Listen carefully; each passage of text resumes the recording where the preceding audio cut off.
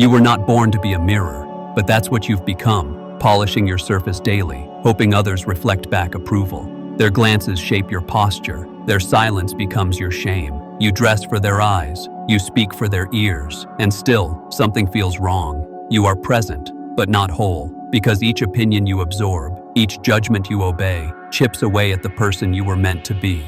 It begins early. A child draws a wild sun with purple rays and is told that suns aren't purple, so they stop drawing purple suns. You learn that your instincts are errors, that your colors are too much. You learn to dim, to correct, to adapt. And so, piece by piece, you become an echo of what they find acceptable. The real you, unfiltered, unapproved, quietly retreats. We are taught to perform, be polite, be nice, be agreeable. But too often, politeness becomes people-pleasing. Agreeableness becomes silence. You begin to trade your peace for their comfort. You say yes when your gut says no. You laugh at jokes that cut you. You apologize for taking up space. But beneath the performance, your soul aches to be real. If this feels familiar, if you've ever silenced yourself to fit in, then you're not alone. Hit that subscribe button and join us on this journey inward. We're not here to impress the world. We're here to remember who we truly are. Let's walk this Zen path together. When you focus too much on others, you lose the clarity to see yourself. You think their opinions are truths. You mistake rejection for proof that you're unworthy. But understand this: what people think of you is not your business. Their perception is a lens tinted by their own insecurities, expectations, and projections. You are not responsible for how they choose to see you. Zen teaches, let go or be dragged. When you cling to the need for approval, you suffer. Because approval is fleeting. One day they admire your boldness, the next they label you arrogant. You will never be stable if you're built on opinions. Real peace begins the moment you stop seeking validation from the outside and start trusting your own center. Focusing on yourself isn't selfish, it's sacred. It means you prioritize your truth, even when it's inconvenient. You say no with grace. You rest without guilt. You choose the path that feels aligned, not the one that looks impressive. You become a quiet rebellion in a world obsessed with performance. There will be discomfort. When you stop molding yourself to fit others, they may not like it. Some will accuse you of changing, of becoming distant. But what they're really saying is, I miss the version of you that made me comfortable. Stand firm. Growth demands boundaries. And boundaries often look like rebellion to those who benefit from your silence. You must become loyal to your inner world. Build rituals that nourish you. Silence, breath, journaling, walks without your phone. Make time to hear your thoughts before the world drowns them out. Because the more you hear your own voice, the less you'll need the noise of others. You will lose people, but you will find yourself. And the self you find will no longer shrink in rooms that require smallness. You'll stop auditioning. You'll stop over-explaining. You'll walk away, not out of anger, but out of clarity. Some doors must close so your truth can enter the room. One day you'll look in the mirror and see someone whole, not flawless, not perfect, but honest.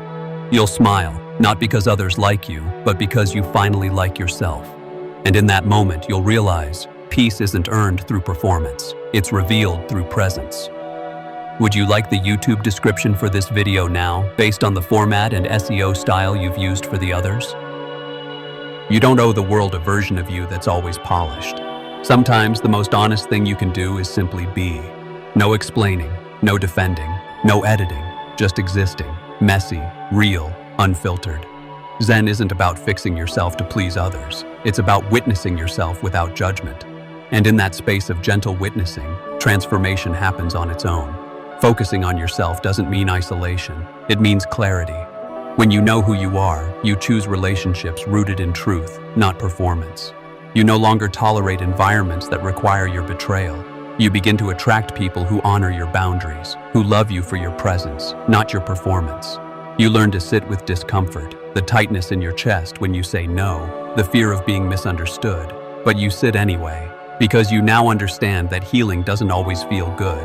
Growth rarely comes wrapped in comfort.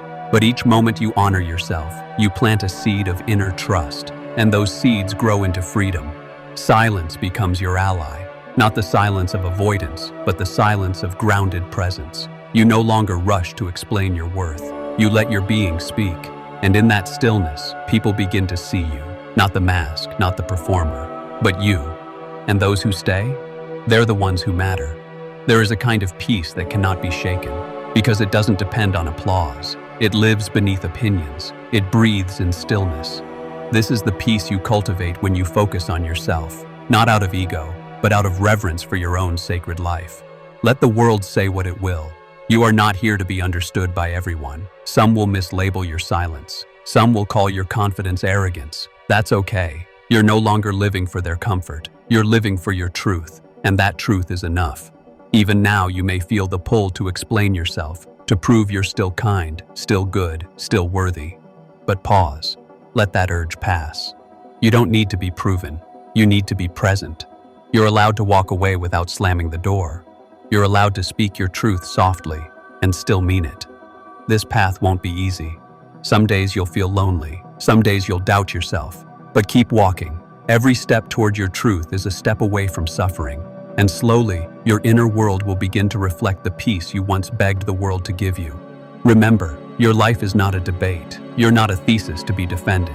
You are a being to be experienced. You are allowed to be quiet. You are allowed to grow. You are allowed to change your mind. The more you focus inward, the more you realize you were never lost. You were just hidden under layers of noise. So stay with yourself, not out of pride, but out of love. The more you return to your breath, your body, your being, the more you remember who you were before the world told you who to be. And in that remembering, you return to peace, a peace that doesn't need permission, a peace that simply is. Have you ever lost yourself trying to please others? Share your story in the comments. Your journey might help someone find their way back to themselves.